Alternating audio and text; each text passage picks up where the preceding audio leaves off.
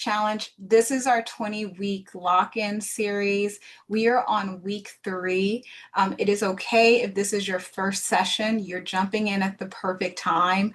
Week 1, we defined vision. Week 2, we validated your market. Today, week 3, we're going to be anchoring your business in the people who make that validation matter. That's human behind the proof.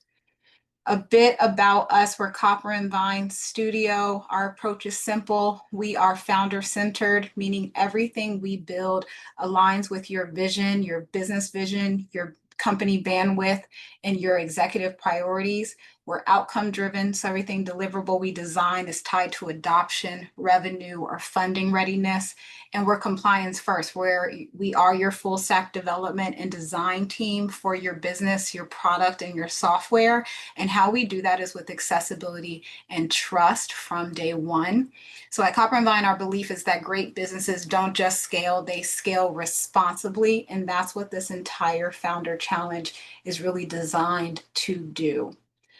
So before we jump in today, I am Rakia Finley. I get to be the CEO of Copper and Vine, and I'll share a little bit about who I am and why this work matters so much to me. I started my career as a full stack developer at 19 years old, building my first digital agency in 2003, long before we had the tools and platforms we take for granted today. So I was leading digital transformations for hospitals and nonprofits at a time when most of those systems still ran on paper.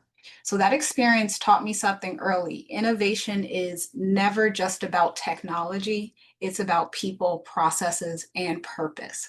So over the past 20 years, I've built and led product, strategy, and technology teams across industries, from startups to Fortune 500 companies. And I've worked with organizations like Salesforce, American Bar, Starwood, and the White House, helping them architect systems that scale responsibly and center equity in innovation.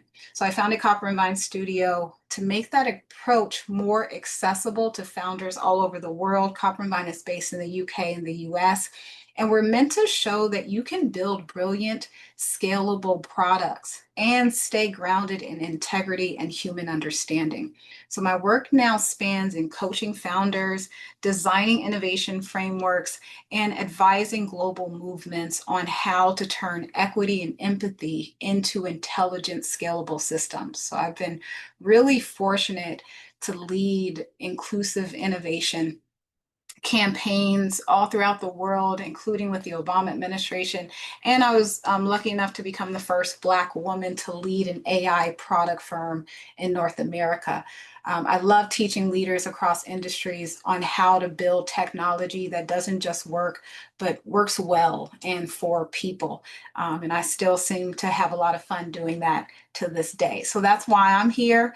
It's to help you take that same discipline that I have utilized on behalf of our clients and apply it to your business, understanding your customers, building your systems to learn, right? Building systems that do learn and scaling responsibly.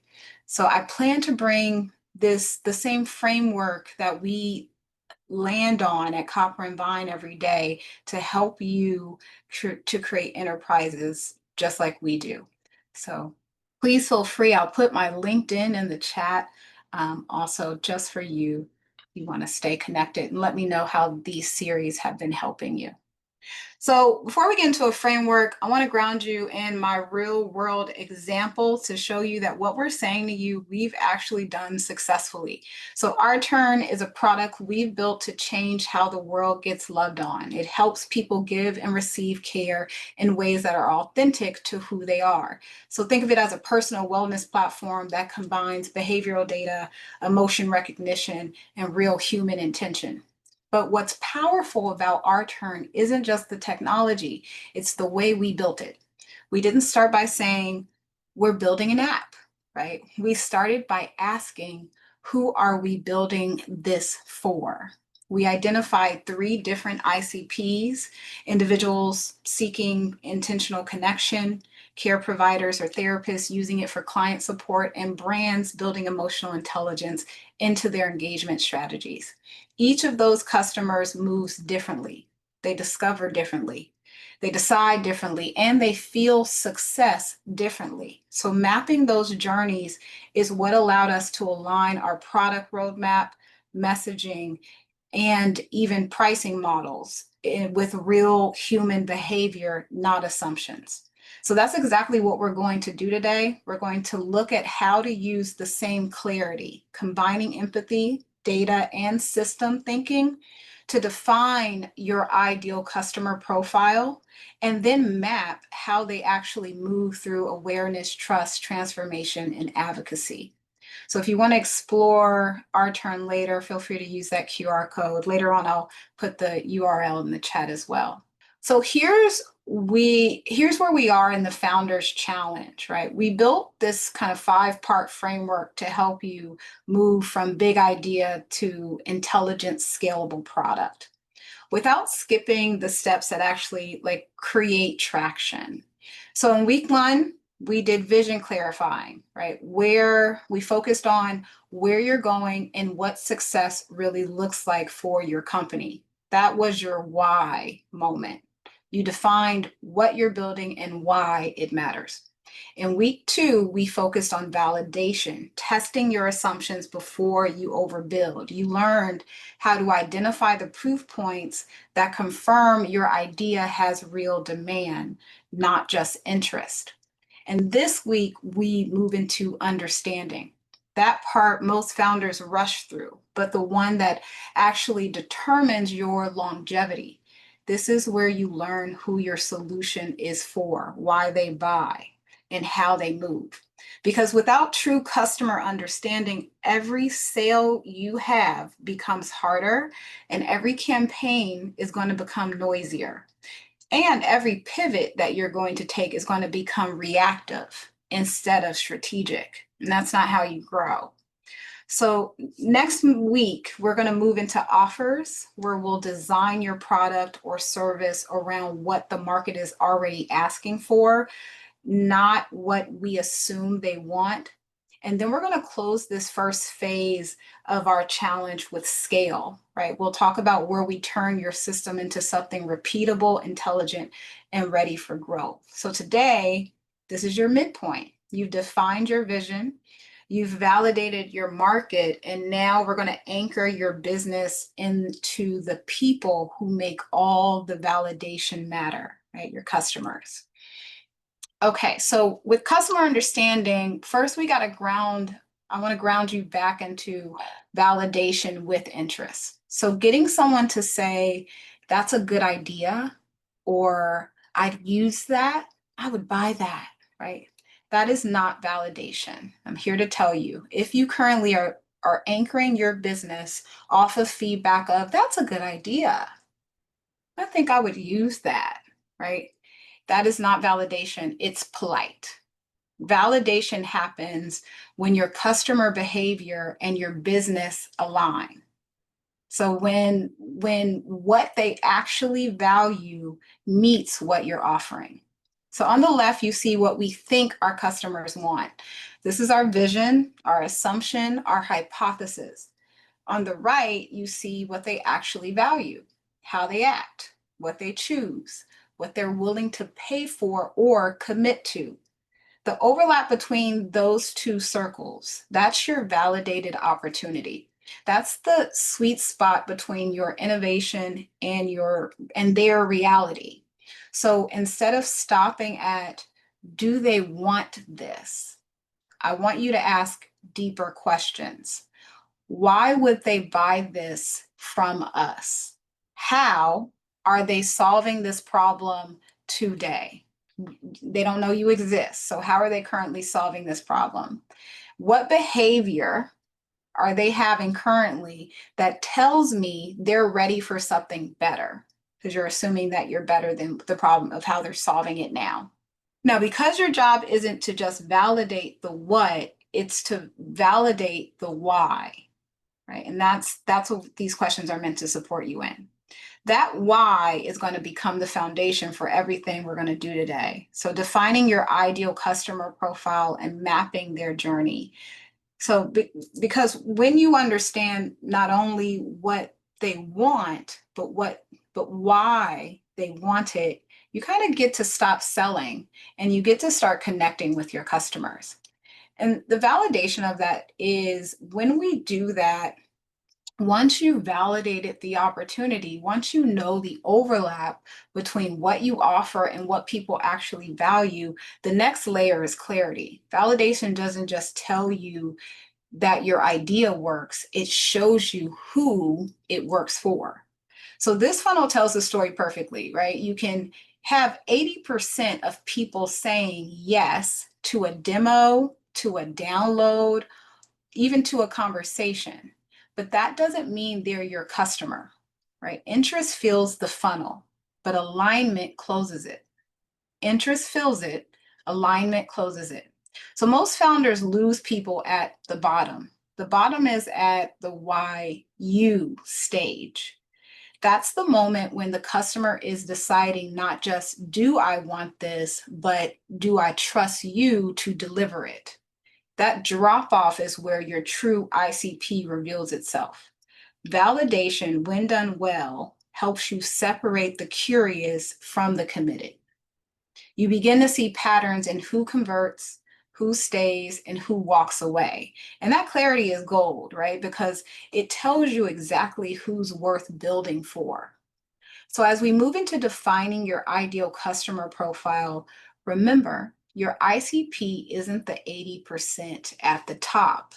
It's the 20% who said yes for the right reasons, because your solutions align with their real need, their timing, and their motivation. So now we arrive at the most important and the hardest question, right, that most founders have to answer. And that is why you. Every business eventually hits this wall, no matter what business type you are. This is an agnostic problem. You've proven your idea works. You've proven your product works. You've proven your business, your brick and mortar is necessary. You've validated the demand. And then suddenly the market stops asking, but why should I choose you? Or it starts asking, why should I choose you? So this image is kind of meant to showcase that, the eye and the ear. So most founders spend all their time looking for customers, watching competitors, analyzing market data, but not really enough time listening to what their customers are actually saying. And I'll shout out our team here. This is where I think Copper and Vine does it really well. We've mastered and quantified the art of listening on behalf of our clients. So the real answer to why you doesn't come from what you tell the market. That's a huge assumption. We assume if we have a really ballsy marketing campaign and we really punch it perfectly with our market and our sales, our marketing goals, then we can just bully the market into buying us, right? But that's not true. It comes from what the market tells you. So your customers are giving you data every day through tone, through feedback, through engagement, even through silence. And in today's AI-driven world, you can use those signals to understand your differentiator at a higher scale. So now remember, AI can help you see patterns, but it still is your job to interpret the meaning. So that's why and that's the why behind the numbers. So when you can clearly articulate why people choose you and why they stay, you've crossed from validation into understanding. That's where loyalty lives. That's where differentiation starts to form. So today we're going to map your ICP and your customer journey. And I want you to keep this in mind. You're not here to find new customers. You're here to understand why the right ones already believe in you. That's your superpower. That's what your competitors can't copy. So here's where most founders start with an assumption, right? They start with I know who my customer is. You know, if you start a business, you usually in your mind have this visual representation of who that customer is, especially that first customer. But what we're really doing today is testing three different truths. The first truth is your assumed ICP, your assumed ideal customer profile.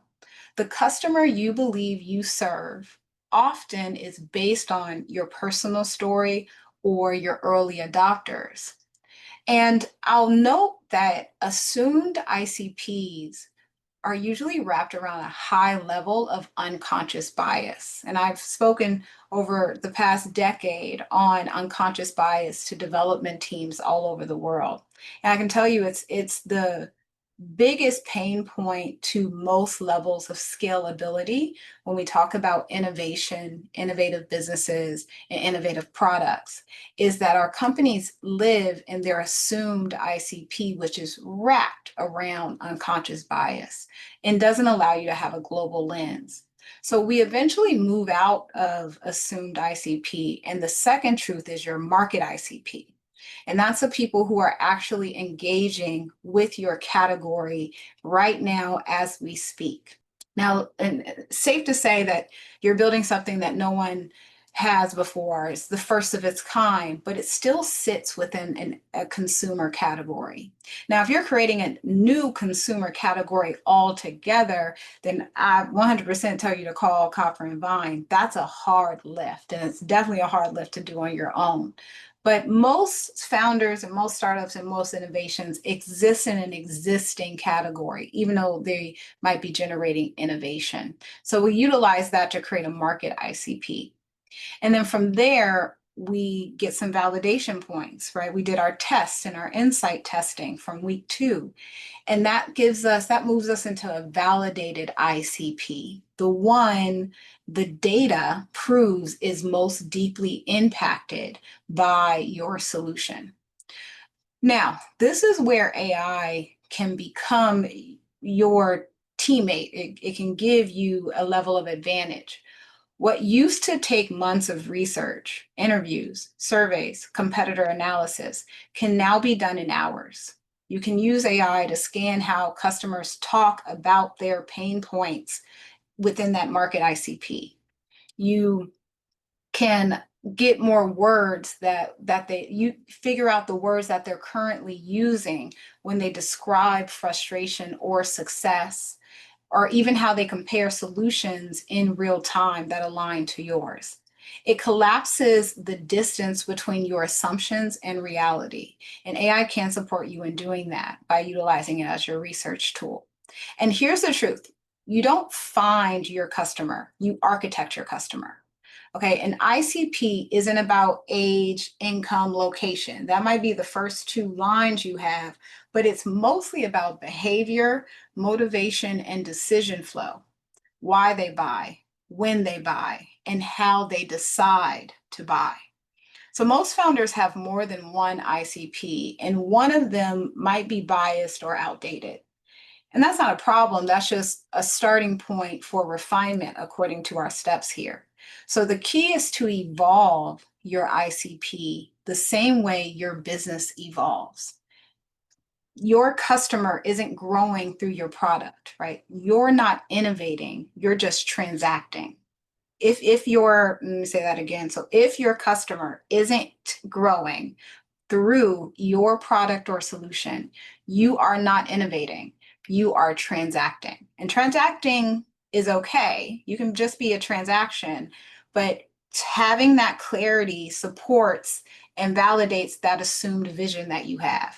Because your scalability options, when you're just transacting and not innovating, or innovating and not transact and going beyond transaction, those are 2 scalability strategies.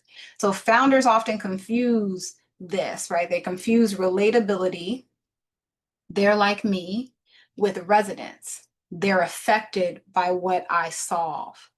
You can't build a scalable business on similarity. You have to build it on impact. So let's make this practical. Here's your first exercise as you have your books with you, I hope. You're going to write your customers' before and after statement. So I want you to just piece of paper or type it out, whatever supports you. Before they meet us, they, and finish that statement for me. Before they meet us, they, And then after they work with us or after they buy from us, right? So what are they saying right before they meet you?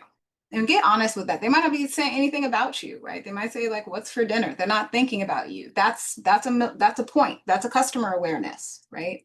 They're not thinking about us before they meet us. That supports your marketing awareness. Now, after they meet you and they decide to choose you and they buy you or they buy it, after they do it, what do they say? And get honest, right?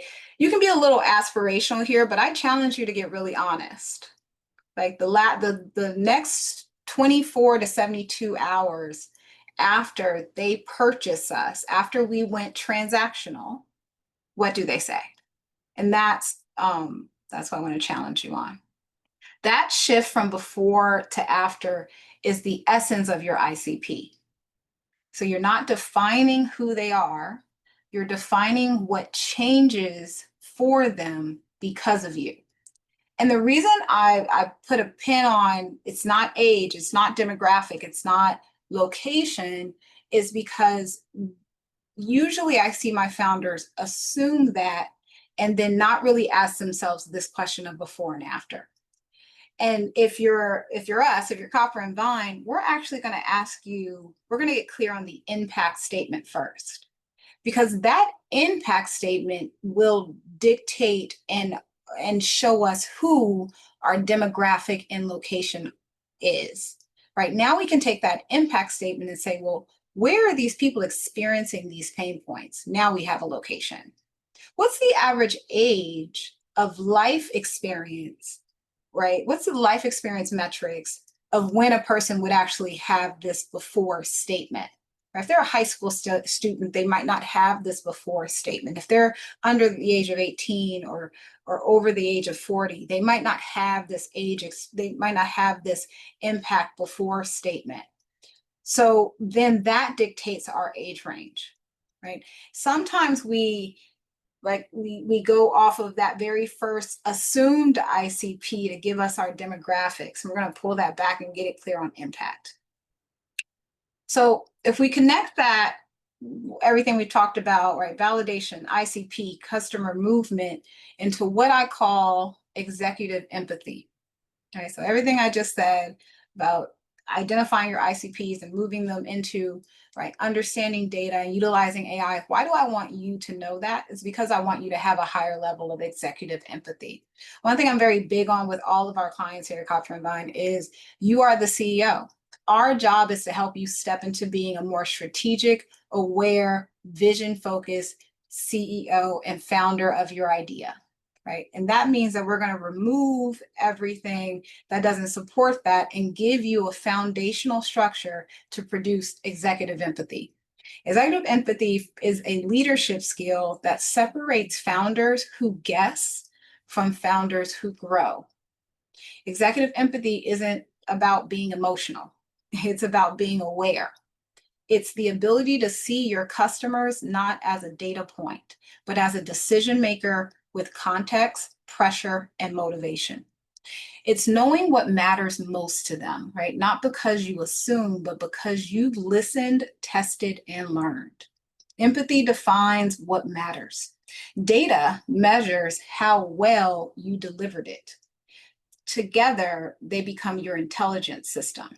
Every successful business, from service firms to SaaS platforms to brick and mortar to traditional solutions, live inside this loop. Empathy, data, intelligence, empathy again. It continues. You learn, you adapt, you refine, and that's how we scale business. Now, when you lead with empathy, you make better decisions. When you advance with data, you scale those decisions responsibly. So that's how we run our systems here, right? We don't separate human from the technical. We translate one into the other. And AI doesn't replace this. It amplifies it. AI is meant to allow you to see patterns of behavior faster, but empathy helps you interpret what those patterns mean. Without empathy, your data just tells you what happened. With empathy, you understand why it matters. So once we've redefined empathy and data, right, and what it means in your business, then we get to talk about how that actually comes to life inside your ICP. So your actual ideal customer profile isn't a persona, it's going to be a learning loop. There are three layers to this learning loop: pain and impact. Who feels the inefficiency first? The best ICPs aren't defined by demographics, remember? So who feels it first? AI can easily help you here. You can easily ask the right, if you ask the right questions of like who's asking the right questions, who's searching for alternatives, who's signaling urgency, you can figure out those pain points and patterns. You have behavior and motivation. So you're going to look at what predicts engagement or churn, what makes them stay, what makes them leave. 4 is transformation, right? What changes after your solution works. This is the part most people forget. Transformation is your proof of innovation. So if your customer doesn't evolve through using your product or service, then you haven't built transformation. You've built a transaction. So when I say your ICP is a learning loop, this is what I mean. It's empathy that observes data, right? Data that measures, and then adaptation that responds. And each cycle is meant to make your product smarter. So how we move from that understanding of our customer is pain and impact. Who feels it first? We start here. Every great business begins with someone's pain, right? So the question isn't just who has the problem, who feels it most. The first moment of frustration, inefficiencies, or tension is your entry point. Okay, so from there, it's behavior and motivation. Why do they act? So you're going to look at that behavior. Why do they act when they do? What triggers their decision to move from awareness to action, right? For some, it's urgency. It's a deadline, a failure, or a missed opportunity. For others, it's aspiration, the pull towards something better. So understanding the why now is what turns your messaging into momentum.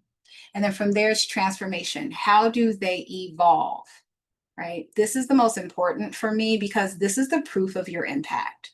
Ask yourself, what changes in their mindset, in their work, in their life, right? What changes will they experience because of your product or service? That evolution is what differentiates innovation from transaction. So if your customer doesn't grow through working with you, then you've only sold them a solution. You haven't transformed them. And this is where your real brand value is going to live in these 3 sectors, because this is the evidence of transformation. Okay, great. So I want to just reiterate here, and this is kind of something where I see companies get it wrong, is the customer journey is not a funnel. Your customer journey is not a funnel.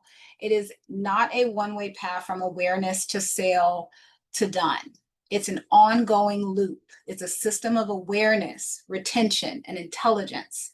So I want you to think about a funnel assumes people move in one direction and that your job ends when they buy. But in reality, customers don't move in straight lines. They move in cycles.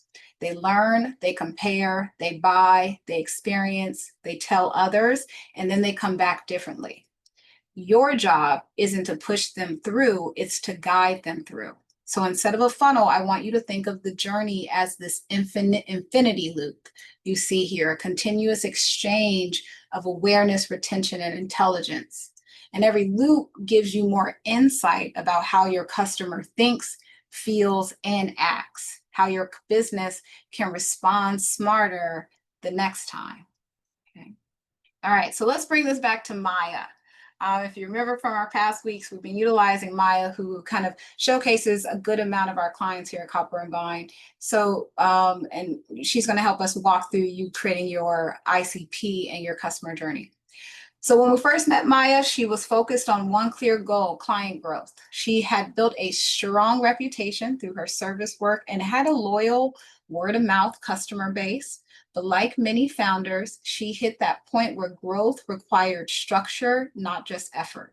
So comes to Copper and Vine, and she goes through her validation phase. And then Maya realized that her next level of growth wouldn't come from doing more of what she was already doing.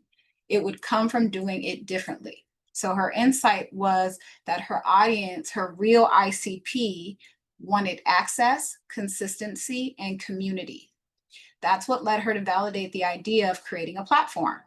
So now we're going to use Maya's story to walk through what we're teaching today and how to move from assumption to evidence, from customer awareness to journey design. So in Maya's case, her ideal customer profile evolved, right? At first, she thought her customers were just people who wanted her one-on-one coaching. But through validation and listening, she discovered three very distinct ICPs: those who those who wanted access to her knowledge, those who wanted community and accountability, and those who wanted transformation, real measurable change. And you see how those came out a bit differently than what she initially thought. That clarity shifted everything, right? Her offers, her pricing, and even her onboarding process are now going to change because of that new level of insight. So every business is going to start here. You're going to start with an assumption. And I'll challenge any of my existing founders and business owners on this call that's like, you know what, Ricky, I have my customer profile. We know who our customers are. I'm pretty sure how they come in and out. Go through this process and challenge yourself to assume your company is starting anew, right? It's a new day, because if you don't think that customer and consumerism has changed over the past 2 years drastically, then you are wrong. And if you are still living off a customer assumption from more than 2 years ago, then you get to do this work. So every business starts here: an assumption about who we think our product is for, what they need, and what success looks like for them. That's completely normal. But the goal isn't to stay in assumption. It is to turn that assumption into evidence. So for Maya, this is her starting point. She began building her platform. Her first thought was, my product is for people who want to grow their business because they need structure to achieve consistency, right? Simple, clear.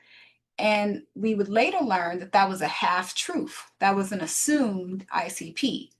So I want you to think about your own assumption right now and complete this sentence for your business or product.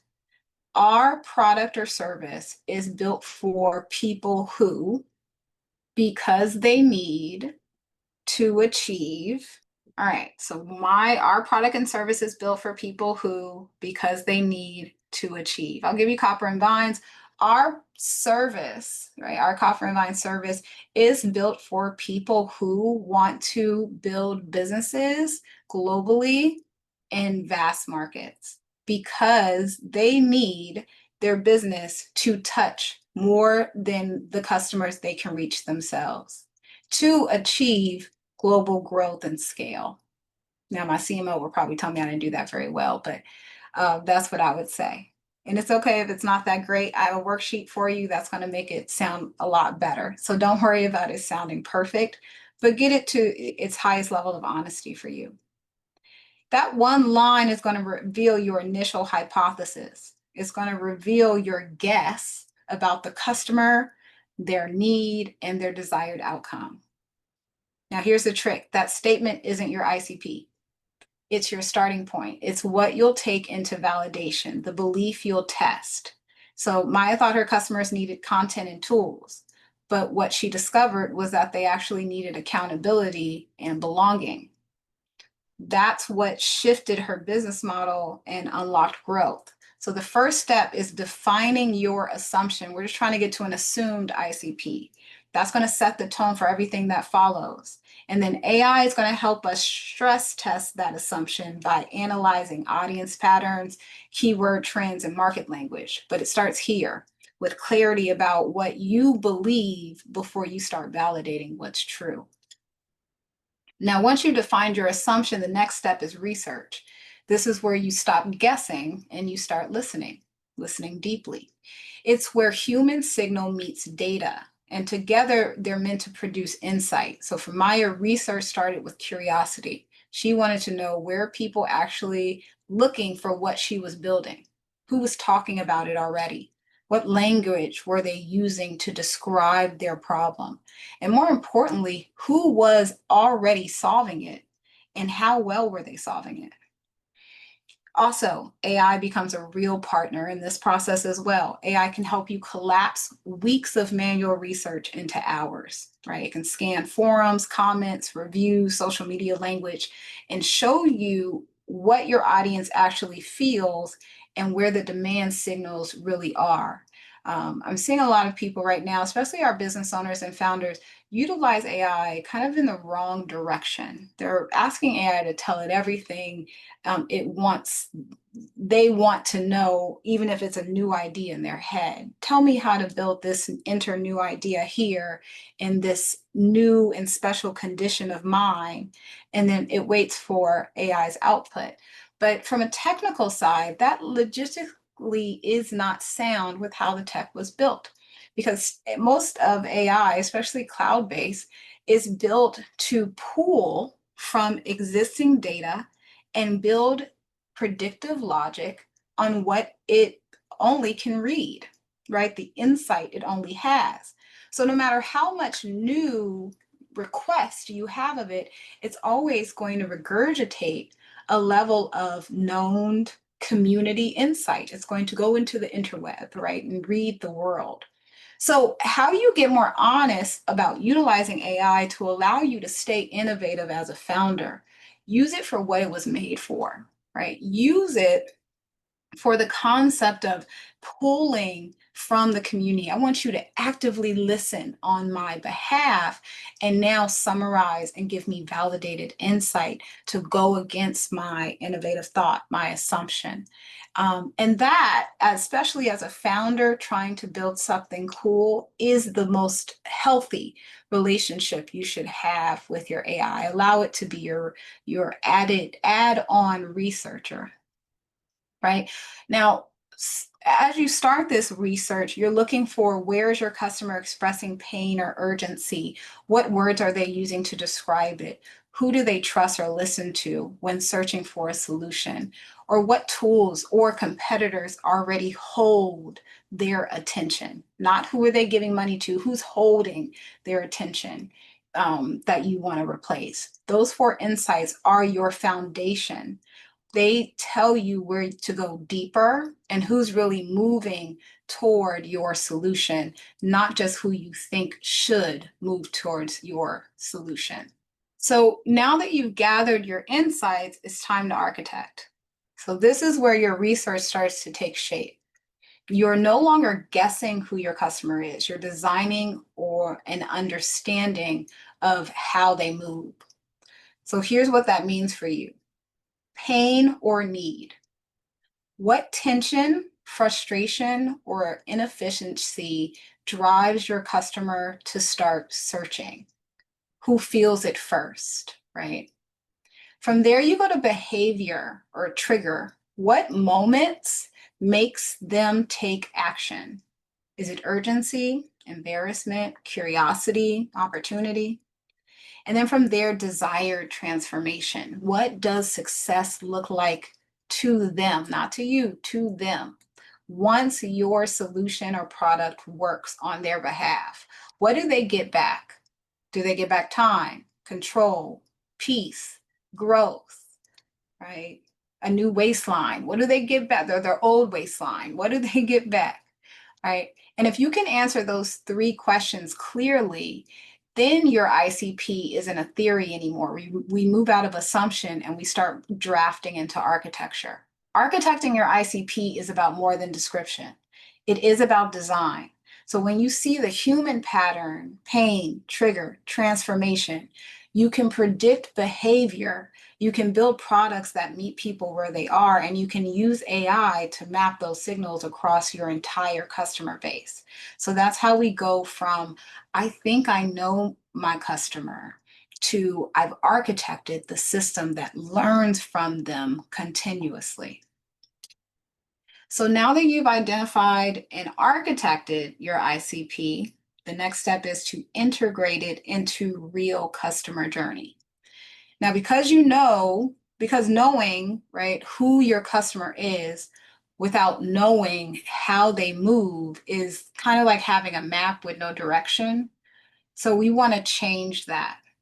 So what does it mean to integrate your ICP into your customer journey? It means asking, what problem awareness do they start? What emotions triggers, pushes them? What builds trust? What defines success in the first 30 days after purchase? What turns satisfaction into advocacy?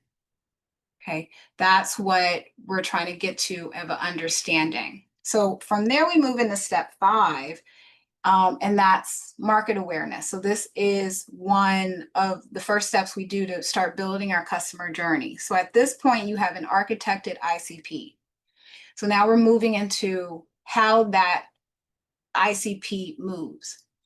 So this one is simple, right? And it's also where most founders trip up. Your customers were already solving their problem before you arrived, right? So that's number one. So market awareness isn't about analyzing competitors. It's about understanding behavioral context. It's asking questions like, how are people already solving this problem today? What tools, what rituals or communities are they relying on? What are they emotionally attached to? Right? This is, and what are they attached to, or what are they attached to the storyline about their current situation? Is also a very good one. You want to understand the systems your customer already lives in. So you want to stop designing in a vacuum and start building into their reality. You don't want to build against their reality.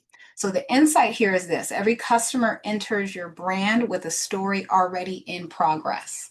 They've been trying to solve the problem. You're just a new chapter in that effort. So your job is to know what already is on their page before you write yours. Okay. So now step 6 is empathy activation. Remember that executive empathy I want you to have. So the empathy activation is the process of meeting your customer where they are. So now we've understood the market, we know the storyline. So now we're going to listen without an agenda. So instead of asking, would you use my platform?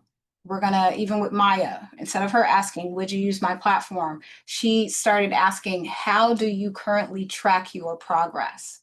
Or when you feel disconnected, what tools or spaces help you get back on track? Right? Those answers gave her 10 times more insight than any survey or focus group could. So empathy activation isn't about being soft, it's about being strategic. So when you listen without an agenda, you uncover motivations, language, and patterns that most competitors will choose to miss. So you start seeing what customers mean, not just what they say. That's how you identify their emotional and behavioral triggers, the things that actually drive them to act. So for example, you might learn that your customers don't buy because of features. They buy because they feel seen or safe or supported.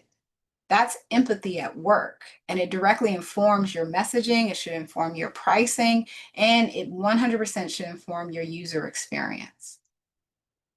Okay. So then that moves you into step 7, understanding triggers. Market awareness and empathy activation are the starting points of your journey, but this step is where you uncover what moves your customer from awareness to action. Every customer has a trigger point.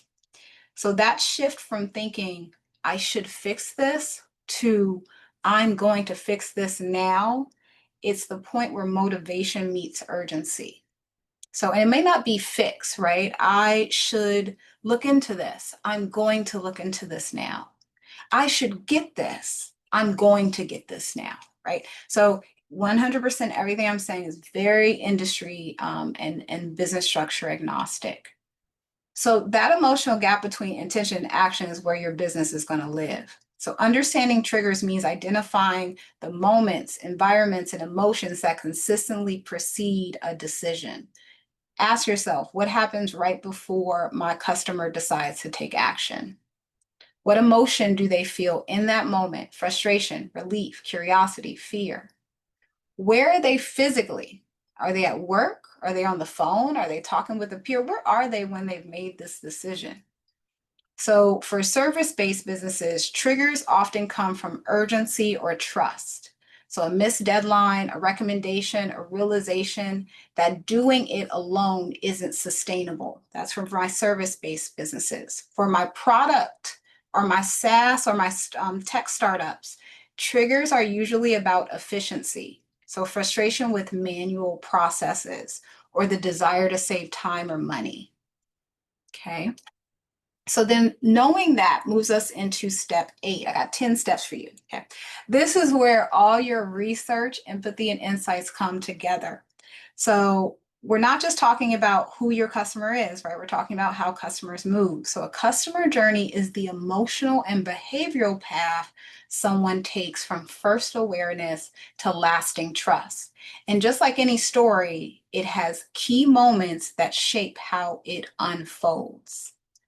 Okay, so you have awareness, consideration, decision, activation, what happens in the first 30 days, right? For service businesses, this is where trust is earned or lost. For my products, this is where your aha moment must happen and your activation and delivery.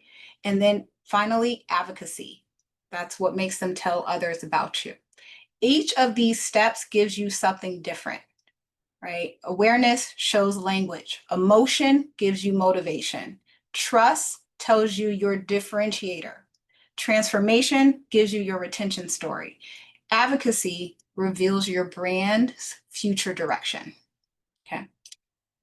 So let's take a look at what this work actually looks like when it's put into practice. This is a real customer flow designed by our team at Copper and Vine for a company that serves highly motivated but time-constrained users who need to move from curiosity to confident action quickly. What you're seeing, so this is an example of some of the work that we do for our clients. When they come to us, we build their customer journey and awareness. So what you're seeing here is a behavioral flow map. It doesn't just show scenes, screens, or buttons, it shows decisions. Every box represents a human moment. Curiosity, hesitation, validation, or commitment. Notice how the flow begins not with a purchase screen, but with trust points. Education, exposure, reassurance appear early because this customer doesn't buy on impulse. They buy once they believe the system understands them. So this is how we use customer journey mapping to architect a full experience from awareness all the way through activation and success, right? This next example shows that what that happens behind the scenes. This is another example of work we've done for a brick and mortar company with a tech forefront. So this shows how the customer journey connects to your internal systems and teams and data flows. So just giving you some examples as you start working through your customer journey, what it could look like. So you're going to map your customer journey, and then you'll move into step 9, which is to get real, aligning your operations and offers. Because a journey map isn't just a visual, it's supposed to be an internal audit and tools. So if your marketing and sales and service functions aren't connected by the same understanding of your customer, you'll constantly be reintroducing yourself to your own audience. So think of the structure here. Marketing creates awareness, sales earns trust, service proves value. But the intelligence, the learning from that full circle has to flow back into your CRM, your analytics, and your automation systems. This is how you turn your customer journey into your operational strategy. Your system should mirror your customer flow, not fight against it here. Okay, so final step is advanced intelligence. Remember that loop. This is where everything you've built so far, your ICP, your journey, your systems begins to learn on its own, right? It's not just a map, it's a feedback loop that continuously improves your business decision. So think of your business as intelligence like this. Empathy defines what matters. Data measures how well you delivered it. And then AI is going to connect those dots and scale your learning, right? So at Copper and Vine, we think of this stage as turning meaning into motion. So once you understand your customer, your goal isn't just to serve them, it's to evolve with them. And that's how you stay relevant, resilient, and real in a very fast moving market.